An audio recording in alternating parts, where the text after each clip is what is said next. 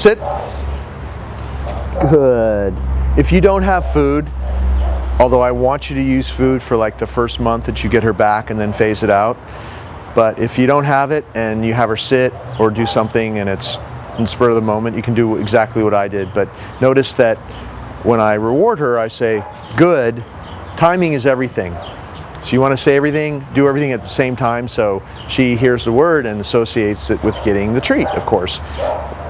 But if you say good and pet her, like if I say like this, good, and then I take away the food and all I say is good, later on she probably feels like she gets the food anyway. She's not going to know the difference. She's still going to have a great feeling about that. So that's what you just saw me do. You saw me do it without food, but most of the time I'm going to do it with food, and you should do it with food for a while until you phase it out, because the food really helps her learn all these moves very quickly at a deep level. And then if you do it right, you can start phasing it out after a few weeks, and the training's stronger because you phased the food out early and you didn't stay with all the treats for 6 months. Because if you do that, or even 3 or 4 months, you do that, the training starts to kind of not be so sharp if you stay with the food too long. So if I'm going to release her to be free, say we're walking, I'm going to have her sit first. I'm going to pat her chest and say, go. And then she knows she's free. When I want to call her back to me, I always do it the same way. And I've been practicing, as you'll see in other parts of this video, with dogs out in the street and distractions and things like that, people, dogs, whatever. But I always do it the same way.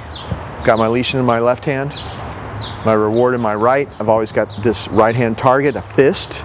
It's not a half open hand, so she can see the piece of food there, treat, whatever I'm using. It's a target. She knows something good is in there, because when you phase out the food, she's still going to want to come to this, and she's not going to know why. She's going to love to come to this, and you're just going to give her praise, and she's going to she won't hardly miss the food. So I'm going to call her to this target where she can't see that it's empty. I always practice calling her away from something. I never call her to come to me when she's staring at me, because that's not a real life situation. In real life, she's going to be moving towards something, a homeless person or somebody that she's freaked out by, or another dog or whatever. So we want her to be really used to hearing that command and breaking away like it's a reflex. Like there's no thought involved. It's in there. It's muscle memory. She hears it, boom, she comes back. She can't help herself. And if you practice this way, it's going to be that way. So she's looking away from me at least. Come. See how if I back away, she's drawn to my right hand target? Good. My hand opens, she gets it. At the same time, I grab the leash with my left hand. I step into her. Sit. Good. I had a little treat left over, so I rewarded her that time for sitting. So that's the move. You always back away, because when you back away, it draws the dog to you. Go. Now I'm releasing her again. I'm going to do it one more time. So just to make it real simple, so you can practice it, left hand leash, right hand, I'm going to stay out of the sun here. Is this good? Right hand reward, left hand leash. If you're practicing somewhere and she won't stop looking at you, which happens a lot, then just take another little treat between your thumb and forefinger. I got the real treat in my fist there, and toss a distraction so you can call her away from that. Come. Good. Take the leash in your left hand, because if you don't grab the leash with your left hand, it will be on your left side because it's on her right side. If you don't do that, she may learn that she can grab the food and take off. So you always want to get the leash so you can step into her and say sit. And then you just switch to the leash. See what I just did? I just switched the leash to the walking position where it's coming out.